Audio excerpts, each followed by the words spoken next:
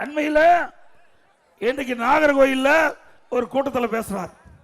ஏதோ நான் முதலமைச்சர் திண்ணையில் படுத்து கிடந்தோம் கண்டுபிடிச்சிட்டார் இவர். திரு ஸ்டாலின் அவர்களே, எப்பொழுது பார்த்தாலும் நீங்கள் பேசுவது நான் முத்துவேல் கருணாநிதியுடைய மகன் என்கிறார். முத்துவேல் கருணாநிதி திருட்டு ரயில் வந்தார். எங்களுக்கு சொல்ல தெரியாதா? நான் அடக்க வேணும்.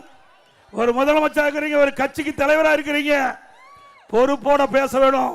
பொறுப்பு தவறி பேசினா எங்க தொண்டம் கூட பொறுத்து கொள்ள முடியாது. ஸ்டாலின் அவர்களே, திருட்டு ரயில் ஏறி வந்தவர்களுக்கு உங்களுக்கு இவ்வளவு யதார்த்தம்னா, ஒரு விவசாய குடும்பத்தில் பிறந்து உழைத்து உழைப்பால் வந்தவனுக்கு எவ்வளவு நாள் இருக்கு? வாய் நாக்கு இருக்குன்னா எது வேணாலும் பேசிடலாமா? ஏன் எங்களுக்கு பேச தெரியாதா? எங்களுக்கு நாக்கு இல்லையா? திரு ஸ்டாலின் அவர்களே, நாவடக்கம் தேவை.